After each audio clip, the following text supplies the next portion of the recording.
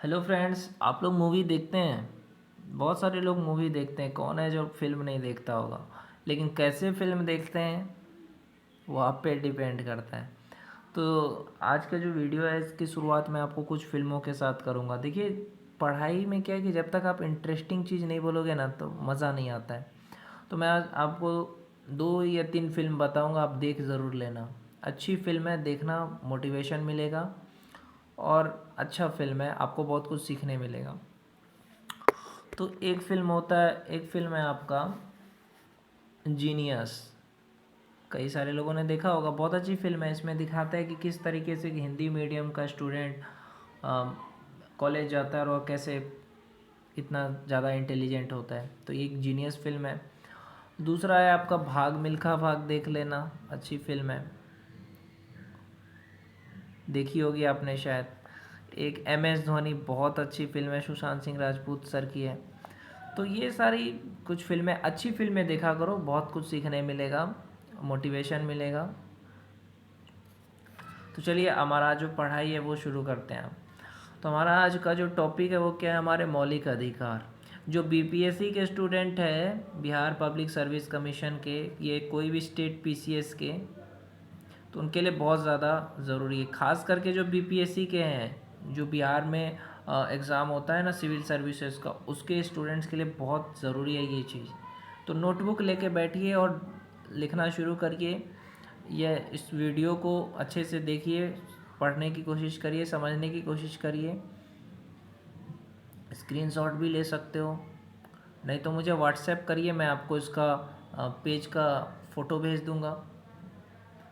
तो क्या है कि हमारा मौलिक अधिकार कौन कौन से हैं, ये पूछा जाता है कि हमारे मौलिक अधिकार कौन कौन से हैं। इस तरह की देखिए, आप जो सोच रहे हो ना कि इतना आसानी से बीपीएससी निकलेगा, नहीं, इसमें आपको इंटरेस्ट लाना होगा पढ़ने में। 12 घंटे 15 घंटे पढ़ाई करनी होगी और आपकी पढ़ाई को मैं आसान बनाऊंगा वीडियो के ज़रिए। मेरे एक वीडियो देख लिया, आपका एक टॉपिक क्लियर हो जाएगा। इसलिए चैनल को सब्सक्राइब कर लीजिएगा और लाइक करिए वीडियो को, और जो भी बीपीएससी की तैयारी आपके दोस्त करते हैं उनके साथ भी शेयर करिए। तो हमारे मौलिक अधिकार कौन कौन से हैं, सवाल ये है।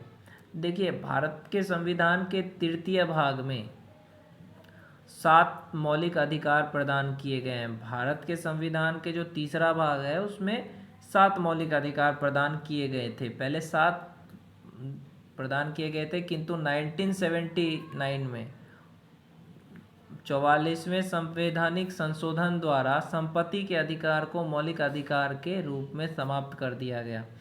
अगर ऐसा क्वेश्चन पूछा जाता है कि संवैधानिक संशोधन द्वारा कौन से अधिकार को समाप्त कर दिया गया, तो आप बोलोगे संपत्ति के अधिकार को समाप्त कर दिया गया। सिर्फ 6 ही मौलिक अधिकार रह गया है। और संविधान के कुल 6 मौलिक अधिकार क्या है, यह आप सबके लिए बहुत ज़्यादा ज़रूरी है, पता होना चाहिए आपको। पहला है आपका समता का अधिकार। समता का अधिकार कि सब लोग समान हैं। आपको डिटेल में मैं बताऊंगा, पहले मोटा मोटी बता देता हूँ कि समता का अधिकार का मतलब जो भी है, किसी भी जाति से है, धर्म से है, लिंग से है, कहीं पे भी पैदा हुआ है, सब समान है। दूसरा है आपका स्वतंत्रता का अधिकार, जिसका लोग कुछ गलत इस्तेमाल भी कर लेते हैं। फ्रीडम ऑफ स्पीच वगैरह सब जिसमें आता है कि कोई भी कुछ भी बोल सकता है, अगर कुछ गलत हो रहा है, लिखने की छूट है, कुछ भी लिख सकता है। तीसरा है संशोधन शोषण के विरुद्ध अधिकार। पहला हो गया समता का अधिकार, दूसरा हो गया स्वतंत्रता का अधिकार, तीसरा हो गया शोषण के विरुद्ध अधिकार। अगर किसी का शोषण हो रहा है तो उसको पावर है कि वो बोल सकता है कि मेरा शोषण हो रहा है। शोषण के विरुद्ध अधिकार हो गया। फिर हो गया धार्मिक स्वतंत्रता का अधिकार कि आप किसी भी धर्म को प्रचार प्रसार कर सकते हो। तो समता का अधिकार हो गया। इस तरह से याद करो, समता का अधिकार जिसमें सब लोग एक जैसे हैं। फिर आ गया स्वतंत्रता का अधिकार, फिर आ गया धार्मिक स्वतंत्रता का अधिकार, फिर शोषण के विरुद्ध अधिकार, फिर आ गया संस्कृति और शिक्षा का अधिकार, जो कोई भी किसी भी संस्कृति या शिक्षा का प्रचार कर सकता है। संस्कृति या संवैधानिक उपचारों का अधिकार कि संविधान में अगर कोई अधिकार है या किसी भी चीज़ का उपचार करना है तो वो संवैधानिक उपचारों का अधिकार में आता है। तो आपको मोटा मोटी मैंने बता दिया, कोई प्रॉब्लम हो तो बताइए। अब डिटेल में जा रहे हैं हम लोग। ओके, मैंने आज यही सोचा था कि इसी टॉपिक पे आज पढ़ाऊँगा आपको। तो पहले मैं आपको समता का अधिकार बताता हूँ। समता का अधिकार, हर एक अधिकार पे डिटेल में चर्चा करेंगे। आप लिख लीजिएगा अच्छे से। समता का अधिकार क्या है? इसी को कहते हैं समानता का अधिकार। समता का अधिकार या समानता का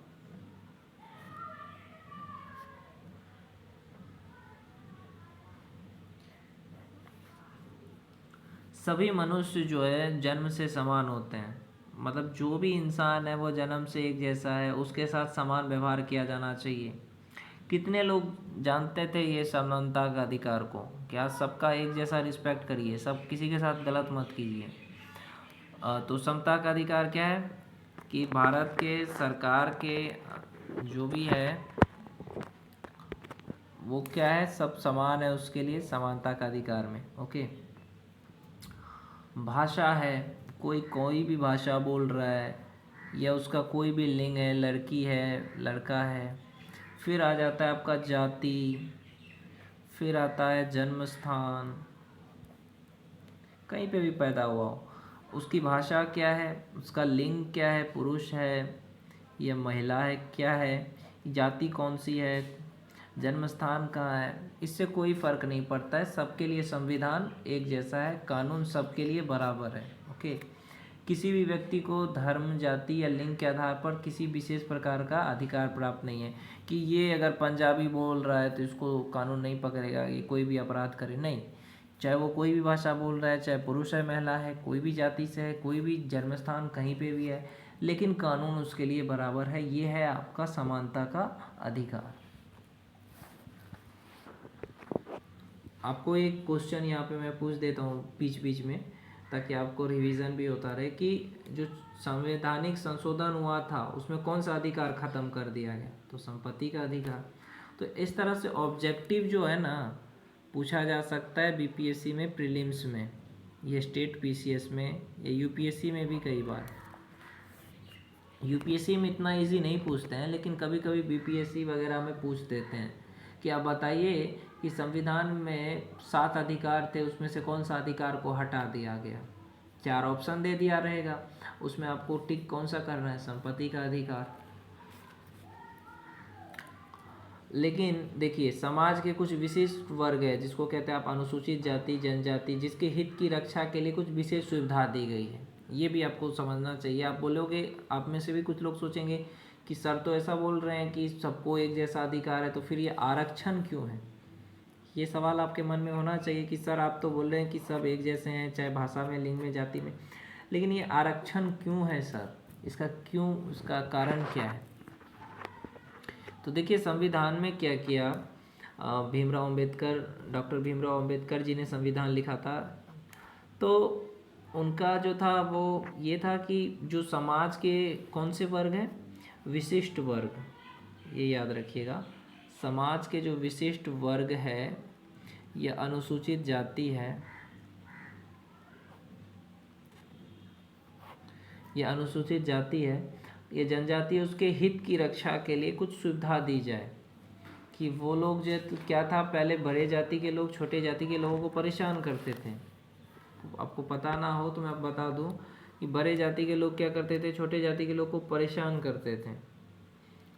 तो उसके लिए उन्होंने क्या किया, कहा कि नहीं, जो विशिष्ट जाति है, अनुसूचित जाति है, उनको कुछ विशिष्ट सुविधा दी जाए। अभी भी दिया जा रहा है, आरक्षण उसी का नाम है। जैसे विद्यालय है, महाविद्यालय है, एक मिनट, विद्यालय हो गया, महाविद्यालय हो गया, ये सरकारी नौकरी हो गया, जो भी है, इसमें जो अनुसूचित जाति है, ये विशिष्ट वर्ग है, उनको आरक्षण मिलता है। ओके, हरिजनों, पहले क्या था कि जो हरिजन थे उसको मंदिर में भी प्रवेश नहीं देते थे, जो ब्राह्मण राजपूत हुआ करते थे। तो इस भेदभाव के कारण जो है वो पिछड़े रह गए। तो इससे देख, अगर कोई भी जाति या कोई भी इंसान अगर देश में पीछे रह जाता है, कोई भी जन समुदाय, तो उससे देश आगे नहीं बढ़ सकता है। इसलिए भीमराव अंबेडकर साहब ने सोचा कि सबको एक साथ लेके चलते हैं, तो इसलिए उन्होंने ये रूल बनाया कि जो है उनको एक विशेष तरह का आरक्षण मिले। अब उन्हें विशेष सुविधा देने और समाज के दूसरे वर्ग के बराबर लाने की आवश्यकता है। तो मैंने आपको बताया ना कि पहले क्या था कि संविधान के अनुसार क्या है, एक चीज़ और भी याद रखिए कि संविधान के अनुसार ये जो छुआछूत है अभी भी कुछ लोग कर रहे हैं ना, कि छोटी जाति का है, ये एक अपराध है। याद रखिएगा कि ये एक अपराध है, ये एक गलत चीज़ है कि जो ये दूसरी जाति का है इसके ये अलग है, ऐसा नहीं करना चाहिए आपको। ऐसा अपराध करने पे आपको क्या होगा आपको पता है। मैं आपको आज इसलिए बता देता हूँ कि कई सारे लोगों के साथ ऐसा होता है, मैंने देखा भी है कि ये छोटी जाति का है, इसको छुओ मत, इसको जाने मत दो मंदिर। तो आपको बता दूं कि इस तरह की जो सोच अगर आप रखते हैं और ऐसा करते हैं तो आपको कितने दिन की जेल होगी, 6 महीने की आपको सज़ा मिलेगी और जुर्माना देना पड़ेगा। अगर आप किसी भी छोटे जाति के साथ, जिसको आप छोटा जाति कहते हैं, अनुसूचित जाति हरिजन के साथ बदतमीजी करते हैं तो आपको 6 महीने की जेल और जुर्माना भी देना होगा। हर नागरिक को विद्यालय में प्रवेश और रोजगार के मामले में अवसर की समानता का अधिकार है। इस अधिकार के अंतर्गत जो पहले एक तरह की पदवी दी गई थी, जो ब्राह्मण राजपूत लोग लिए बैठे थे, राय बहादुर, तो उसके बाद था खान बहादुर, ये सब पहले पदवी हुआ करता था। इस तरह की जो किस्म की पदवियां थी सब समाप्त कर दिया संविधान ने, कहा कि ऐसा पदवी सब नहीं चाहिए। अब केवल सरकार जो है वो पदवी देगा और वो सरकार द्वारा जो पदवी है वो होगा आपका भारत रत्न, बहुत सारे लोगों को मिला है ये भारत रत्न, पद्मश्री, पद्मश्री जो अच्छे क्षेत्र में किसी भी फील्ड में जो अच्छा करते हैं उसको ये सब चीज़ मिलता है, अलंकार दिए जाते हैं। ये उपाधियां नहीं है, ये समाज में किसी प्रकार की असमानता उत्पन्न नहीं करते। ये नहीं है कि किसी को ये मिल गया तो बहुत बड़ा हो गया, नहीं, ये इसलिए दिया जाता है कि कोई किसी भी फील्ड में कुछ अच्छा करता है तो उसको एक अलंकार के रूप में दिया जाता है, ये कोई उपाधि नहीं है।